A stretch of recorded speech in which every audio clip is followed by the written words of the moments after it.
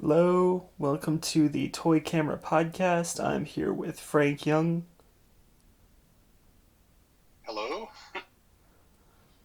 Would you mind telling my listeners a bit about your credentials, Frank? Sure. Let's see. Go back in time. I have been a published writer for 40 years. I published my first article when I was 17 Mm, in a college newspaper, and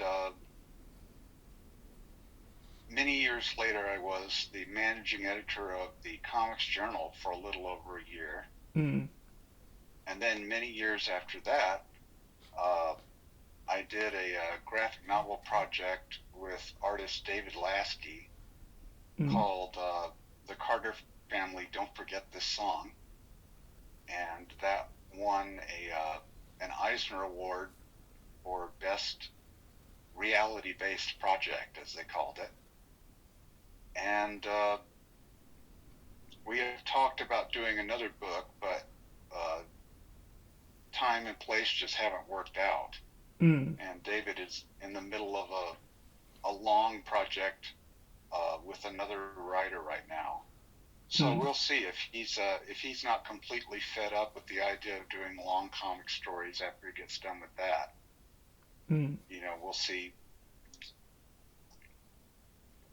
And in more recent years, I've had a bunch of other books published. I did a big hardcover book about the political cartoonist Art Young with my friend Glenn Bray that Fantagraphics published, I think, 3 years ago. And on my own, I've published four books about the comics writer and cartoonist John Stanley, who's best known for writing the Little Lulu comics for 14 years, Oh, but wow. did a whole lot of other stuff. And about 25 years ago, I started to get interested in his entire career and spent a long time figuring out which stories he had done in various Dell comics from the early 40s to the end of the 60s, Mm, and published that. And then most recently, I've been reviving the comics of a real old school cartoonist named Cecil Jensen, who was born in 1902 and was a political cartoonist from the mid 20s until his death in 1976.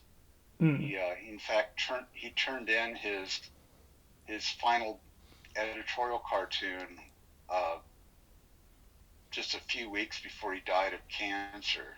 Oh, And his greatest achievement, in many ways, was a completely peculiar and unclassifiable paper comic strip called Elmo hmm.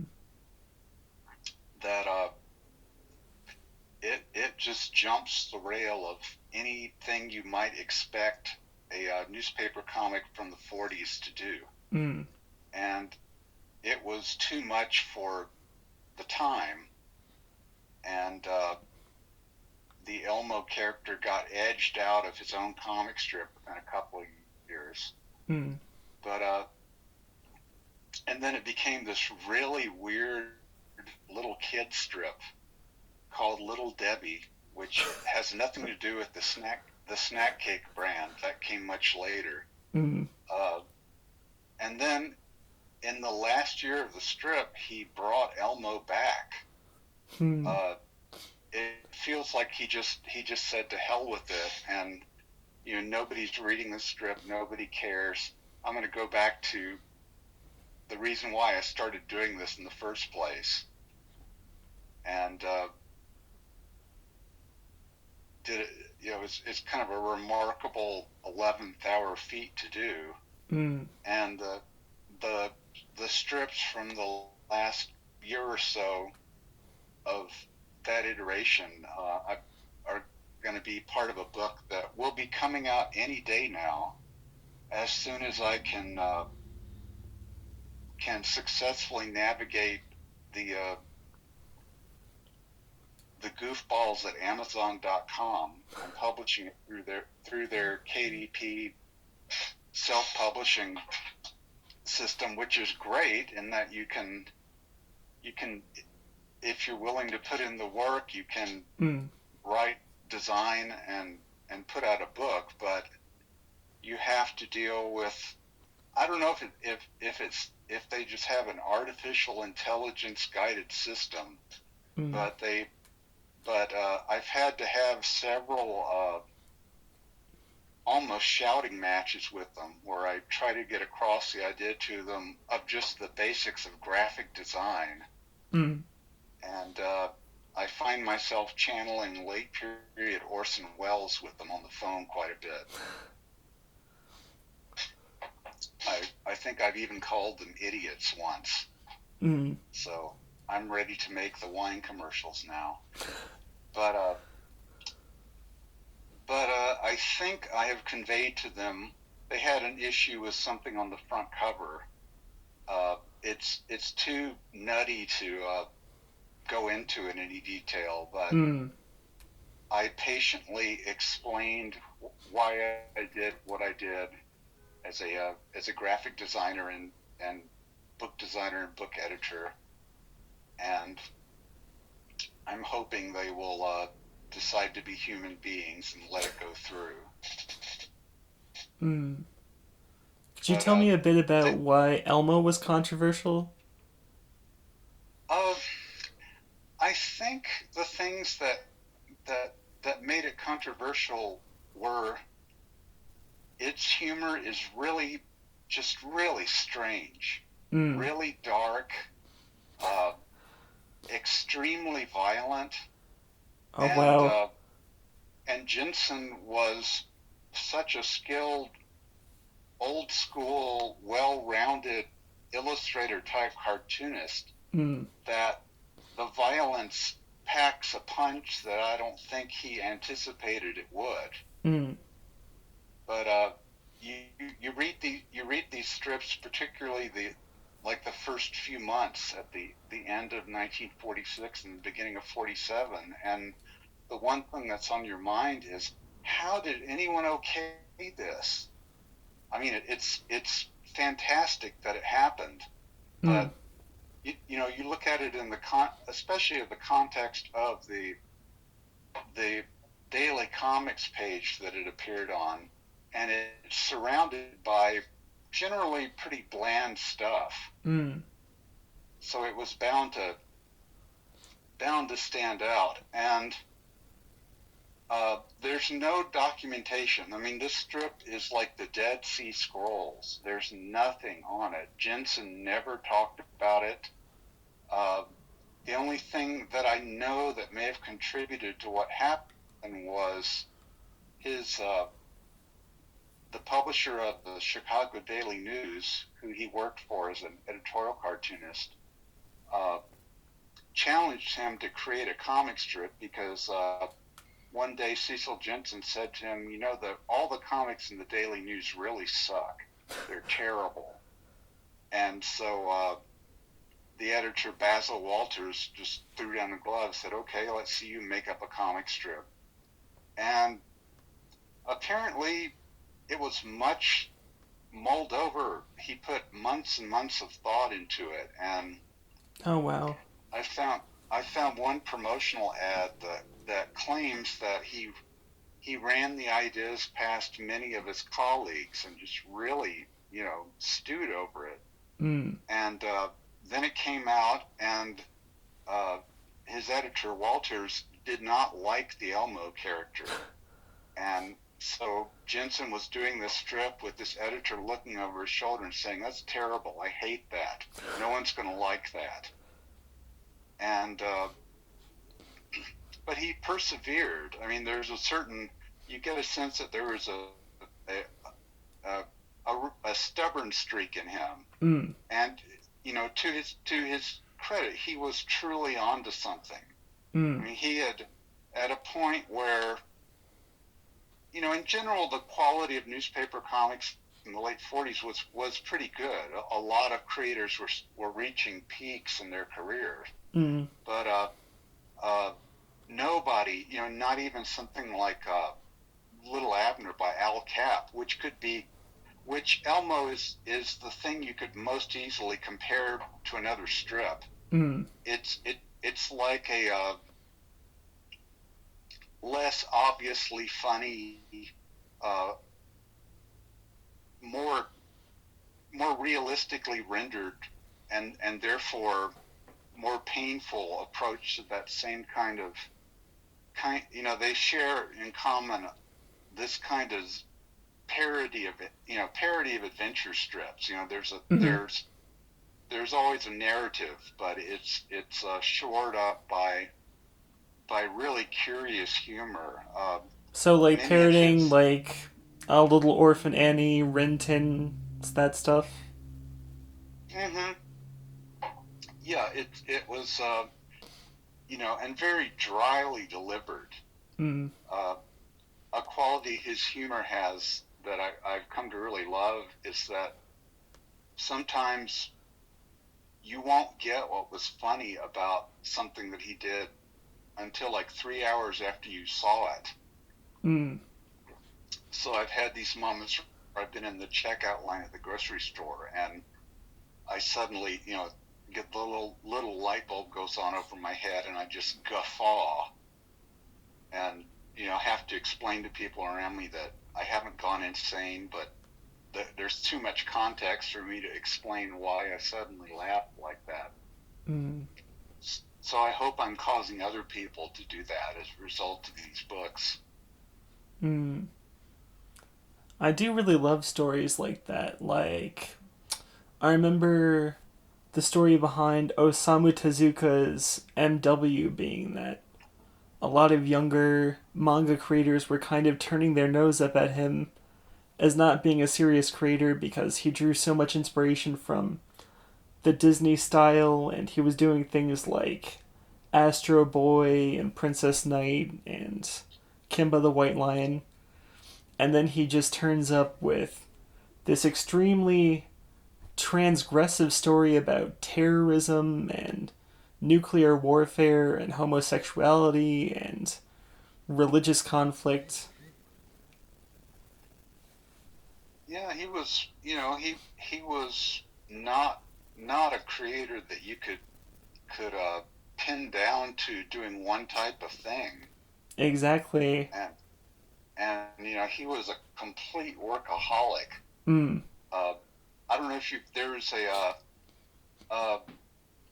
I think it was Abrams Comic Arts put out a book about him like 10 years ago, and it had a DVD that had some documentary footage of him working, and he would work like two or three.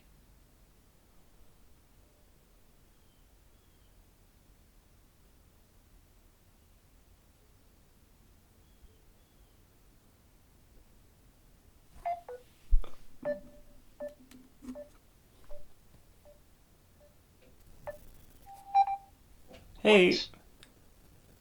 the Oh, call dropped hey, for a sec. there's some. So you were Yeah, saying he there's would work two or three.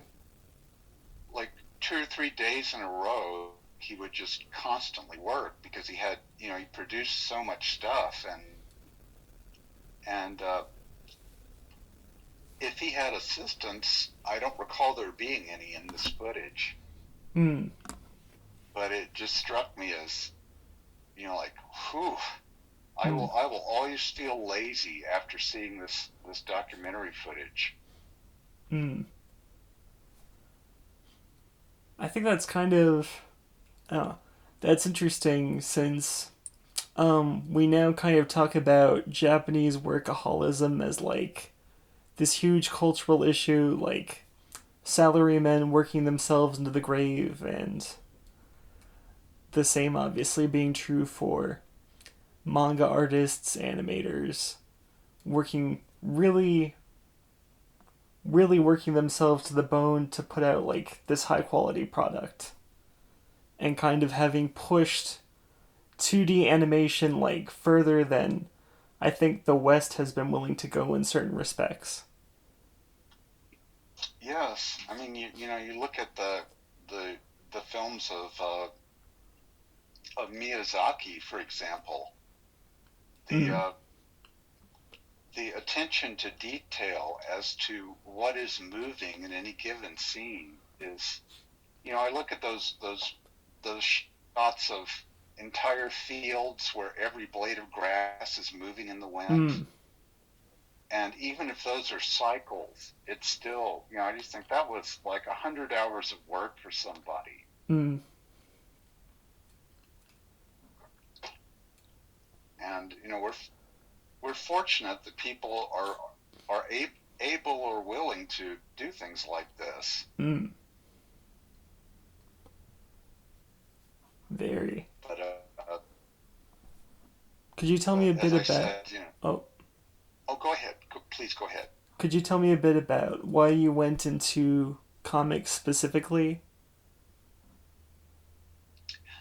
Uh, from my from my infancy, I was fascinated with comics and animation, uh, and started drawing. As soon as I became aware that pens and pencils existed, Mm. and for much of my childhood, I had my and young adulthood, I had my heart set on becoming a cartoonist. Mm. And back in the 1980s, I did three or four different fairly long-running newspaper strips for a couple of college newspapers in North Florida. And I was also active in the mini comic scene in the 80s. But when I moved out to Seattle, Washington to work for Fantagraphics, I just doing that took up so much of my energy that I didn't really have time to draw anymore. Mm. And I also, it's been difficult for me because I have a great deal of interest and effort in being a writer, and the writer part just seemed to be I seem to be able to make not really a living, but some kind of, I could get income doing it. So I switched more over to that, Mm. and then uh, David Lasky and I had talked for years and years about working together, and he he proposed that we do a do a graphic novel about the life and career of the Carter family, Mm. and I instantly thought that was a terrific idea. Mm. And we were very blessed that they led such a dramatic life, Mm. because there a lot of biographies, if you divide them into the traditional three-act structure, Mm. the third act of most people's lives is pretty dull.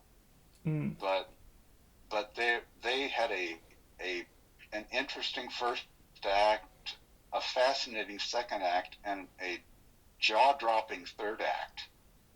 So Mm. it was, once I realized that, I was like, man, when am I ever going to get my hands on such a great story again? So, Mm. and we put in four 4 to 5 years of hard work on that book, Mm. and and it finally got out in 2012, and it got good reviews. It got written up in Time magazine and the Chicago Tribune and other places, but Mm. it sold just kind of tepidly, Mm. and and and didn't really do much for either David and I financially, except put us both into debt for several years. But but I I am still very proud of that book and look at it and have a hard time. Like I look at it and think, geez, how could I ever do something like this again? Mm. But I I probably will. I am working on a project right now with cartoonist Pat Moriarty, Mm. uh, who I need to give a call this week and check in with him. Mm. And it's an original uh, humorous fiction graphic novel about a cat and the multiple identities he has to different people in an urban neighborhood. Interesting. And So kind of existentialist. well, it was based on the fact that I've noticed all my life that a cat will develop this route of places they show up every day, Mm. and that everyone at every different house has a different name for the cat, Mm. and oftentimes cats fulfill some kind of they wind up fulfilling some role with people, like an elderly person that might be a little on the lonely side Mm. is always very happy to have the cat show up and hang with them for a while, Mm. and that kind of thing. So it's I guess it's more about how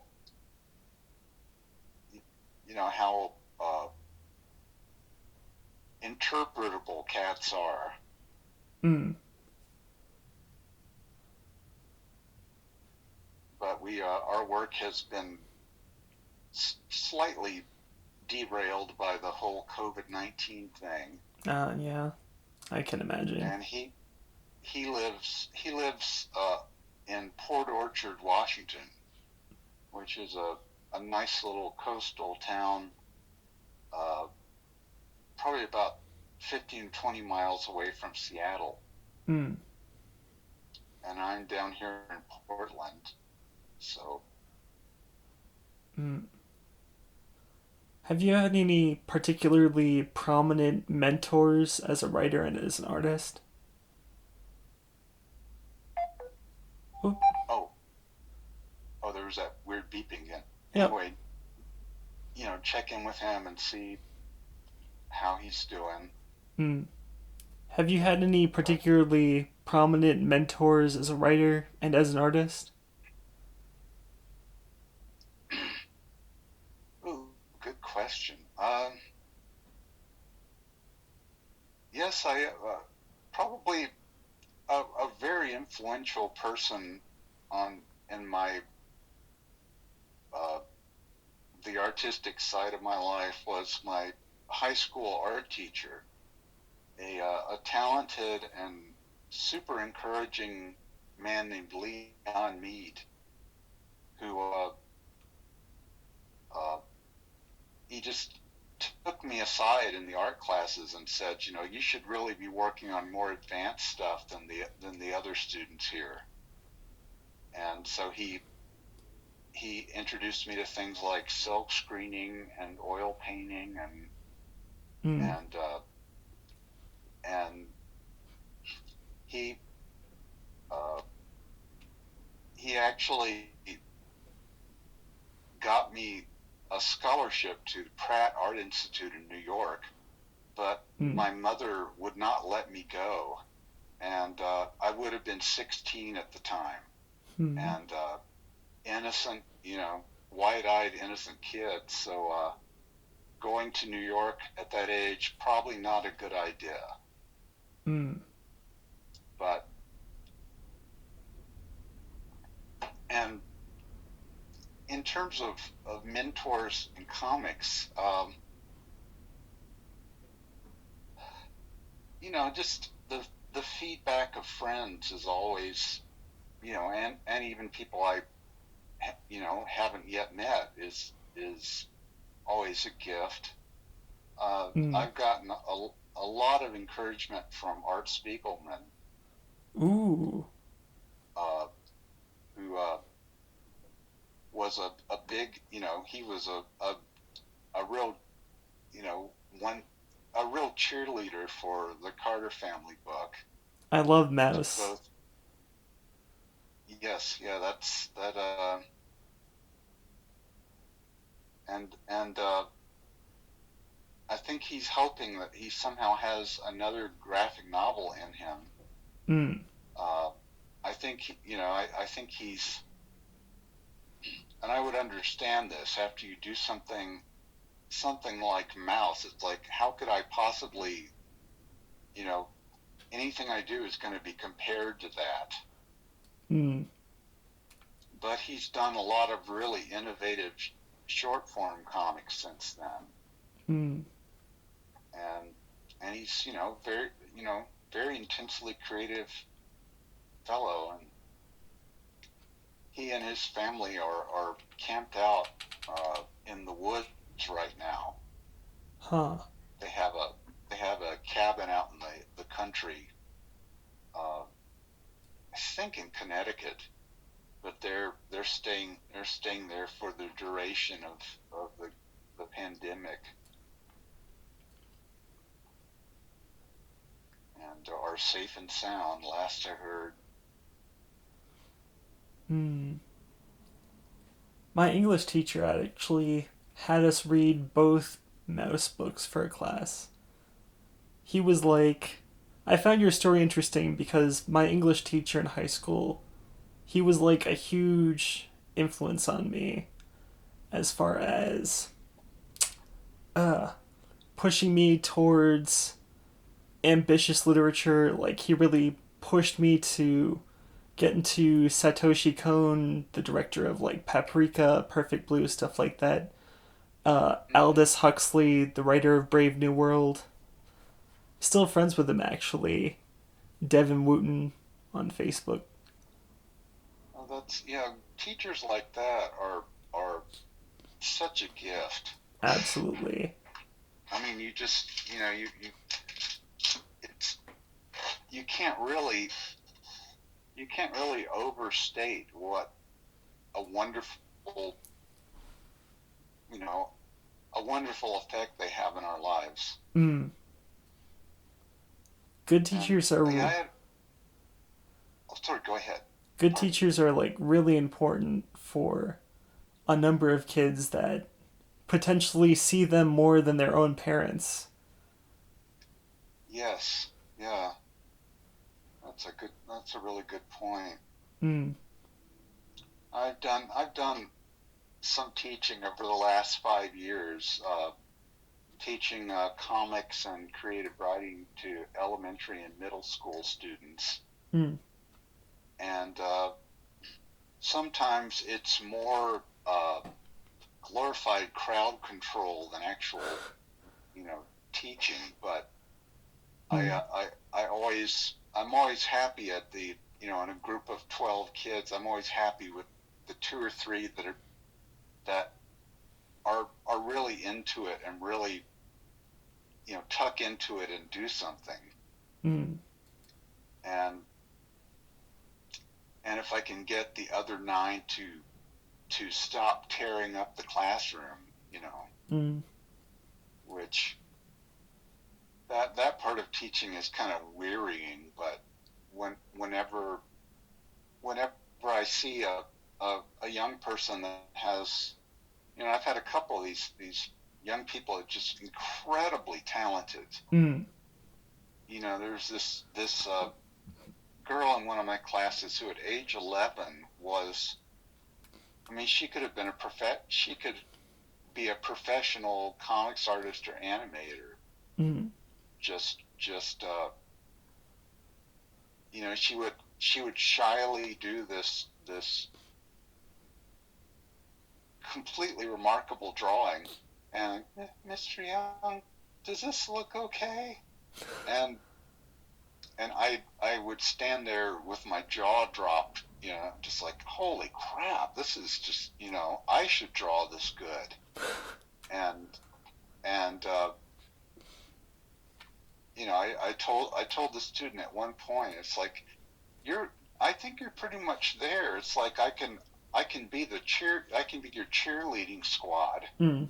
but you know what you're doing, and you listen to your instincts, and you trust them, and I think the one suggestion I made was for her to vary the points of view that she draws. Mm.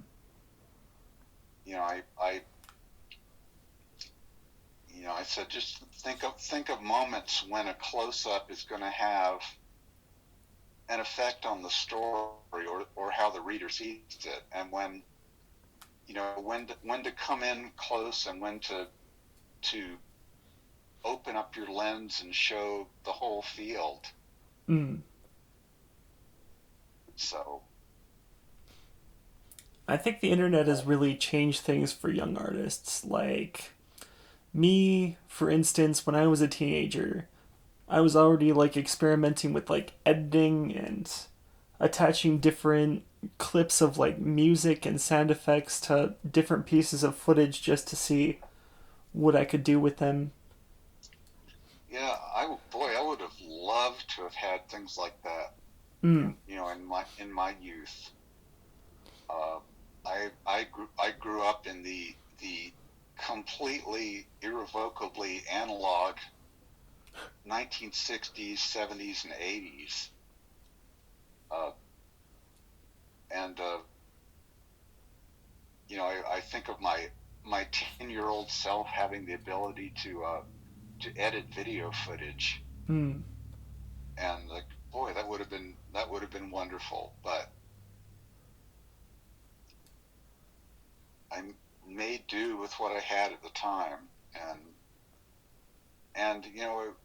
things had a more precious feeling Mm. then, because they were, you know, comics especially. It was just, especially older stuff. They were just so few and far apart, Mm. and you just come across stuff randomly and try to make sense of where it fit in with everything else you'd seen. Were you big into underground comics when you were growing up? Yes, in fact, I think I probably saw some underground comics before I was really, you know, emotionally prepared to see them. Mm. But, but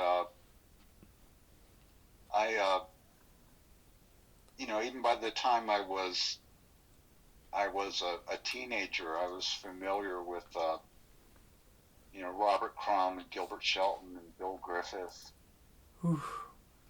and Robert Crumb. There's a mood. it only later did I realize how little of that stuff I actually understood, but Mm.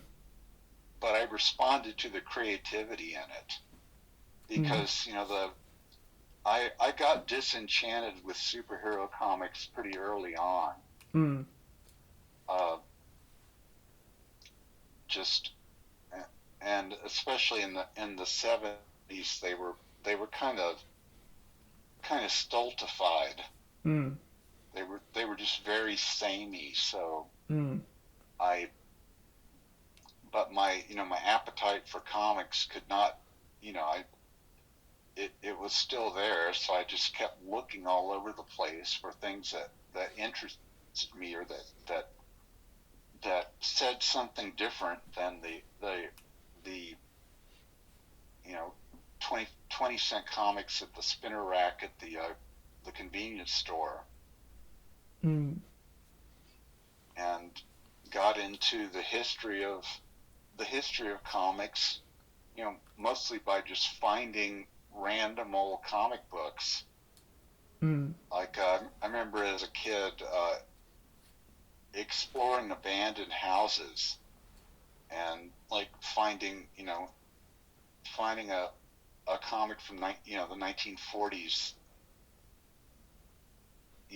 forgotten in a drawer somewhere, and Mm. these odd artifacts of somebody else's life. Mm. And I kind of envy you know people getting into comics now, because you have the whole canon pretty much laid out for you, Mm. and it's canon upon canon. uh, Whether your interests are in manga or other, like European comics or Mm. undergrounds or nonfiction. It's just there's so much out there, and thanks to the internet, you have a connective thread if you care to pursue it. Mm. I feel like. Whereas when I Oh, sorry. oh no go ahead. No, it's fine. I think that was a good spot to put the cap on that thought. I feel like comics were really influential to me personally as a film guy, not just because, a comic is basically generally its own kind of storyboard, but also being exposed to understanding comics by Scott McCloud, having to read that because of my English teacher. That really made me think deeply about just how images are constructed and strung together and how the gutter between panels is translated to just like other different forms of editing of visual media. What you aren't seeing, how images. Oh, what was it? I think it Yeah, was Eisenstein's montage theory that image A plus image B equals image C. and yes, and it's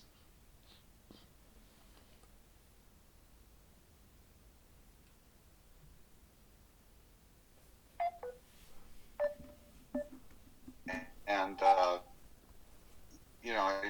I could see the influence of movies in various cartoonist work. Mm. Like when I saw Citizen Kane when I was 14. Mm. uh, I just I looked at it and thought, man, there's so much Will Eisner in this. Mm. There's that, and you look at the work of a lot of the more ambitious and forward thinking comic book artists of that time, Mm. and at the like you just suddenly see the visual influence of what Greg Toland did in that Mm. that film and other films that he was director of photography on in the late 30s and early 40s. Mm. and and you sense the excitement, like these cartoonists were seeing these movies new and really being inspired to try and come up with a more exciting point of view than the rather staid picturizations that early comic books could have, and Mm. a lot of comic strips. There were people like Milton Caniff and Roy Crane, and a few others that had a very their comics seem very much influenced by movies. Mm. And it was at those two cartoonists you can kind of credit them with popularizing the close up in comics. Mm.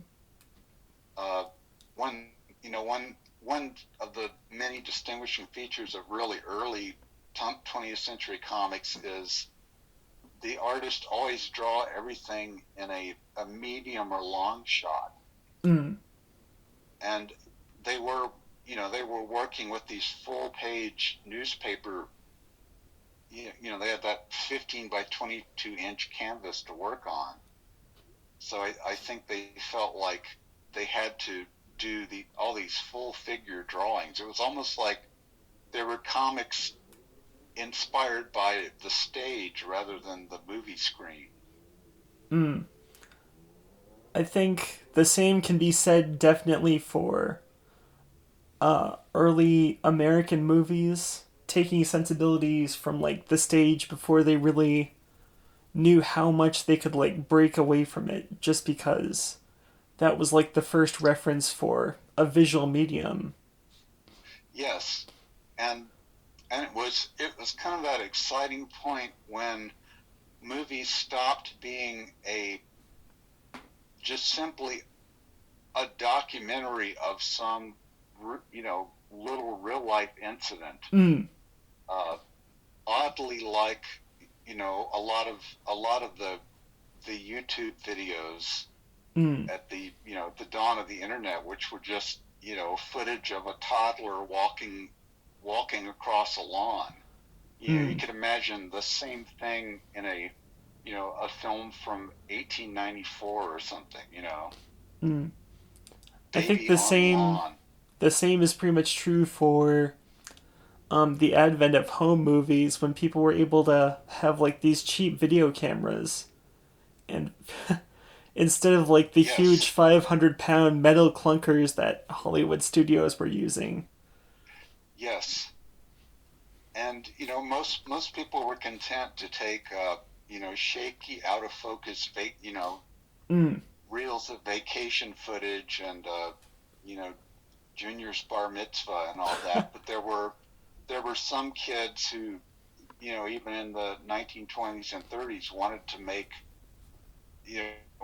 narrative motion pictures in their Mm. backyards. Mm. And yeah, that must have been a really you you look at these films that again are just part of the critically accepted canon, and it's still great to see these breakthrough moments when Mm. somebody, like when you know filmmakers like Charlie Chaplin start using the moving camera Mm. and just get the idea that what is happening on the screen can be moving through space right along with whatever's being filmed. Mm. And and then in when sound comes on, it's fascinating to see the handful of filmmakers that realized, oh my God, we just have these huge cameras nailed down to a set. We're making stage plays, and I want to make this camera move somehow. Mm. And with tremendous difficulty, a few uh, directors of photography and film directors really pushed to have that happen. Mm. And then the technology got increasingly fluid, and now you can do your own wonderful Maxo Fulls or Michael Snow lengthy tracking shots with your phone. Mm. I think it's interesting how new technology always sets us like a step back before pushing us forward. I was talking that Yes, about that a bit with David Pruxma regarding first like sound. The early sound films like The Jazz Singer were like very kind of stilted and awkward before sound really got its feet going, and then when we got color, we had to employ all this ugly flat lighting just so the camera would be able to read that information. So it set lighting back before it moved forward again. yes, yeah. It's always the triumph are the person or persons that think there's got to be a better way to do this. Mm. We can't be hidebound by this new technology. We gotta, it's almost the human side of the spirit. Spirit is like, okay, we can have synchronized sound in motion pictures. Mm. but we've got to make them move like the silent films moved. Mm. How do how do we do that? Mm. How do we make color films that aren't these frozen pageants of imagery, but as fast moving and with as many varying light sources as the black and white films? That's such an Uh, accurate descriptor. Like the one that Mark Cousins used to illustrate was How to Marry a Millionaire. mm-hmm. Like a That static pageant is like the perfect descriptor for it. and that's early CinemaScope too. That then there's Yep. another thing. The widescreen came along, and very few filmmakers knew what to do with that. Mm. It went back to like the talkie musicals of 1929. Mm-hmm. Just nail the camera down and have people walk back and forth because you've got this 2.35 aspect ratio, and we're going to use every square foot of it. Mm. And then you have directors like Samuel Fuller, who in the 1950s was at his peak and Mm. was pretty much making living comic books with his movies. Mm. And his use of the widescreen is just wonderful. He just fills it with energy. Mm. He's kind of like the Jack Kirby of movies. Mm. And reading descriptions of his movies on paper or on IMDb, if you read the plots of them, they sound really goofy, Mm. but they grab you by the shirt collar and make you buy into these highly artificial worlds they create. Mm. I really And admire directors who are able to adjust to new technology. Like, I think that F.W. Murnau retired not too long after the advent of sound because he had essentially mastered the visual archetypical story, the silent film, compared with someone like Fritz Lang who started silent and then with the advent of sound just like embraced it and used it like in wonderful experimental ways, like the yeah, I Testament of Dr. Mabuse. yes, yeah, I was thinking of that very film even more than M. Mm. That talkie Mabuse, I think it's from '33. That is just just that is an alive movie. Mm. It just has an energy to it that really that's contagious. Mm. And I kind of wonder what the future of narrative film is going to be, because in the 1990s it seemed like there was a healthy market for independent movies, Oh yeah. and filmmakers that wanted to work on a more modest level and make films about more relatable subjects than you know chase films or superhero or explosion movies. Uh, there was a period in the 1990s when that worked at the box office, Mm. and it's been kind of horrifying over the last decade to see how completely corporatized movies have become for the most part. Mm-hmm. The There thing are about still people.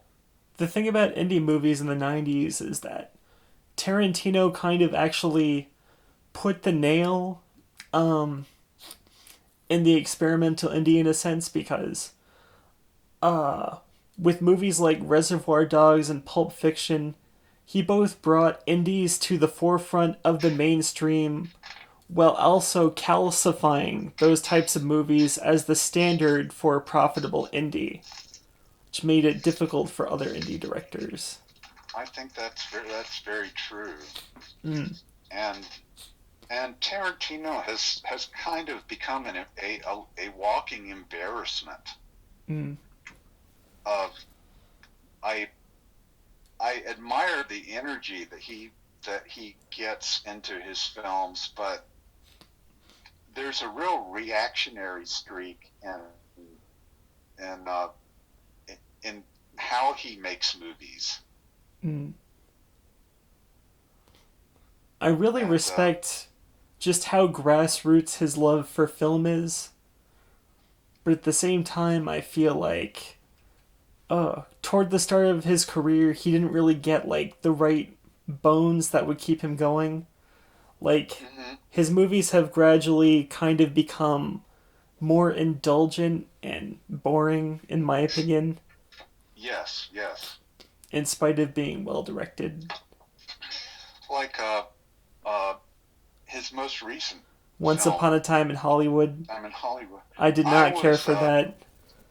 I liked it up until the hippie kill off scene at the the big climactic scene, which seemed like something that like 1970 era John Wayne would have given the stamp of approval to. Mm, It just was like it,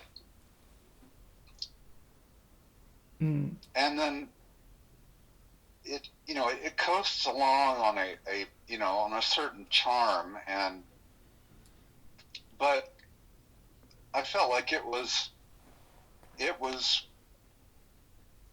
like an insect encased in amber. I mean, and it even had that kind of amber glow to the images. mm. It it kind of felt like Fear and Loathing in Las every Vegas. yeah, yeah, and but just everything was pickled and preserved and seen inside of jars. Mm. If that makes any sense. I really disliked that it kind of abused the charm out of um, using radio transmissions to get a sort of like extra narrative impact in. Like at a certain point, it just stopped doing that and just sort of kept throwing those songs in even when they didn't really bring any extra narrative context to a scene. It was like Talking Car Ride the movie, just constant scenes of people sitting next to each other talking. Ugh. Yeah, which you can get that any day of the week in real life. Yeah. And it could even really doing that, it couldn't really hide behind like the pretense of attempting something like Italian neorealism because stylistically it's not like a mundane film, so it can't be like, oh well, I'm aiming for mundane realism. It like Jim But Jarmusch. if Jim Jarmusch could have landed something like that, I think, like a coffee and cigarette sort of thing. yes, yeah, Yeah. but yeah, I think Tarantino's movies are composed in that old school Hollywood way, like the way that even filmmakers like Alfred Hitchcock work. But I feel like everything is storyboarded and nailed down and figured out before the cameras roll. Mm. Whereas I think a filmmaker like Jim Jarmusch, uh, Is much more you know, free. yeah, I think he lets what other filmmakers would feel were accidents, or oh, we shouldn't have filmed that. That becomes something of lasting value in his movies. Mm. That kind of reminds me. It's funny you brought up Hitchcock because the comparison that Mark Cousin used between like Hitchcockian Hollywood cinema and Italian neorealism is that Hitchcock approached a movie as being life with the boring bits cut out, and Italian neorealism approached film as being life but the boring bits, and saying the boring Wow. bits were life.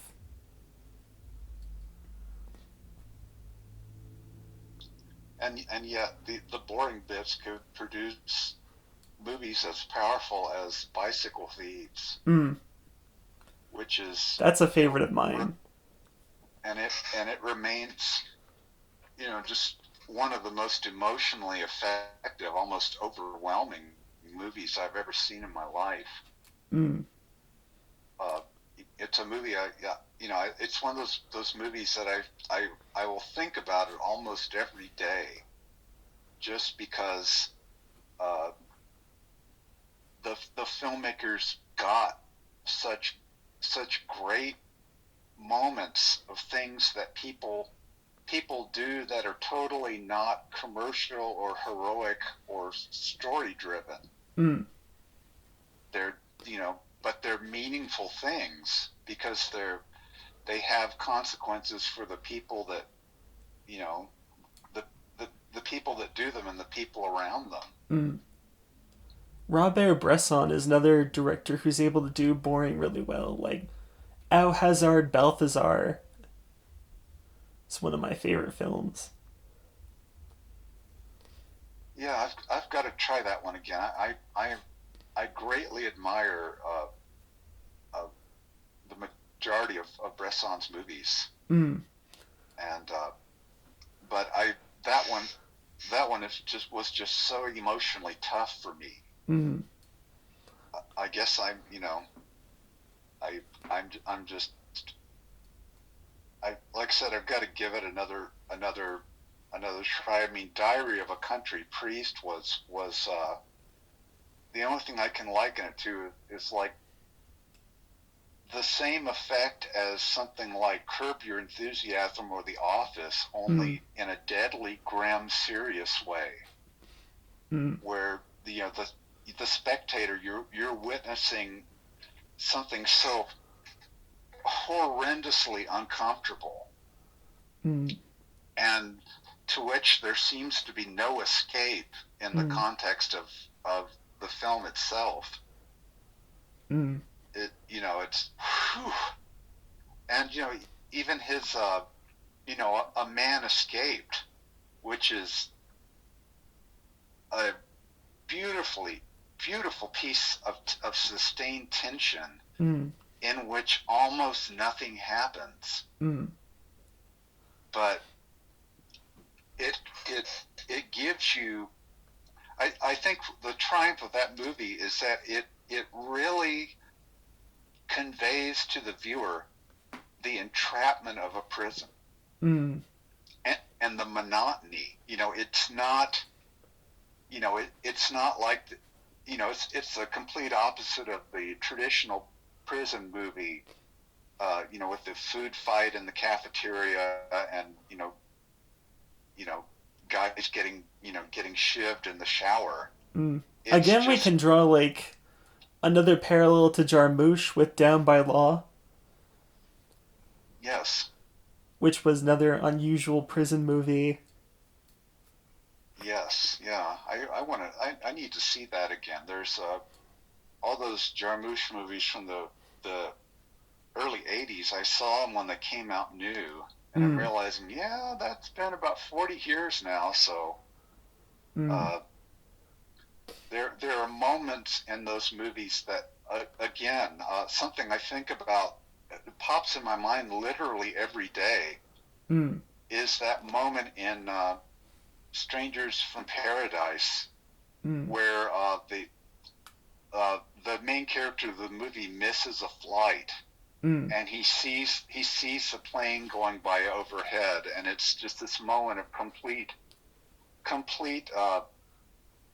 farcical existential failure in his life. mm, And there have been moments in my life where I've thought of that image of the poor person seeing the futility of seeing that plane going by, and knowing that he should have been on it, but he wasn't. mm. And it's the that's the great gift of the movies. I really feel are those moments that become a metaphor for things in one's own life. Mm. Absolutely. and I've been a had a rabid fascination with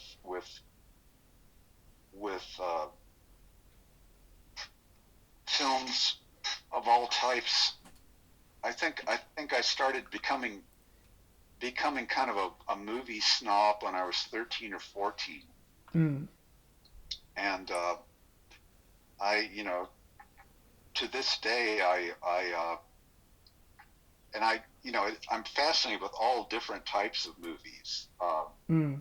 I I really have a strong fondness for the sort of bottom of the barrel, lower rung, oddball, you know, regional independent movies of the 50s and 60s. Mm. Uh, right now, I'm going through the filmography of director Edward L. Kahn, who between 1955 and 1962 was sort of the American Bresson. Huh. Uh, uh, he made, I would guess, between 35 and 40 movies in that period of time. Mm. He just he blasted out like seven a year, and they're the most minimal movies that generally have the same actors in them. Uh, he filmed a few of them in his home, Mm. and they always have this urgent sounding narrator Mm. that you know that that fills the viewer in on things that would have been too expensive to film, Mm. and they're kind of like the movie equivalent of those gold medal paperback novels from the 50s and 60s, Mm. but I find them riveting, and it's just this man was. I'd love to know what drove him. I mean, he literally was making movies to his deathbed, and he had started out in Hollywood in the early 30s making some really high profile and critically acclaimed films, and then like Edgar Ulmer, something happened, some nasty bit of studio politics happened, Mm. and he got demoted and spent several years making short subjects for MGM, including those really dreadful later Little Rascal shorts with Robert Blake, Mm. and that would have been enough to kill most people, Mm. but he uh, he just soldiered on, and then in the mid 50s he decided he was just going to focus on making these little tightly wound 1 hour pot boilers, Mm. and you look at his filmography on IMDb, and it's like, damn, he made 9 movies in 1 year, and there's 2 science fiction movies, 2 westerns, a mafia movie, Mm. police corruption movie, Mm. a couple of children's movies, and Mm. they all just have this. They have this unique, just it's it's kind of fascinating because I don't think that film art was on the mind of anyone involved with the making of these. Mm. And that blunt, artless effect, I can't explain why it fascinates me, but it does. It's Mm. it's it's just somebody determined to make something out of nothing. Mm. And I guess the movies must have done okay. He all of the later films in his career were released through United Artists, Mm. and they must have earned their keep back and made a profit, or he wouldn't have continued making them. Mm. But I don't know how I got off on that. Oh, I'm just talking about oddball. Well, that's the thing with movies. I mean, the history of movies, including up to now. I mean, that's just an open field of rabbit holes you can go down. Mm, very true. Right, Frank, thank you so much for your time. Can Oh, my certainly. listeners find you on Twitter, Facebook, Instagram, any of those? Uh, I don't tweet, and I have an Instagram account, but I don't really use it. I'm sticking with Facebook for the time being, even though I have grave reservations about Facebook, but I'm on there. Be sure to look for Frank M. Young, that middle initial, Mm, uh, because there's a surprising amount of Frank Youngs out there. So I'm very adamant about having that M mm, between my first and last name. mm, And I post stuff every day on Facebook. I have a daily thing called Panels to Ponder, mm, where I pull a panel out of some old comic book because out of context it's such a beautiful thing, mm, and and there's a dedicated cadre of people who make very amusing comments about the effect the panel has on them. mm. Right. And I've uh, Oh, and anyway, I um, just and I do write for the Comics Journal. I have a couple of things that are sitting in the hopper waiting to be put on their website. mm, And but Facebook is a pretty good place just to look up because I try to post on what I'm up to so that people can hear about it. mm.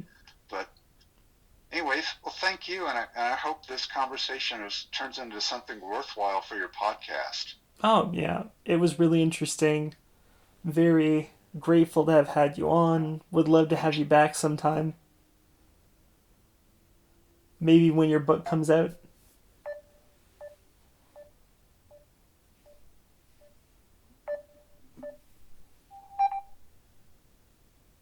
Oh, that was weird. Yeah, that's happened a couple of times. Little beep boop sounds and everything pauses. Yeah.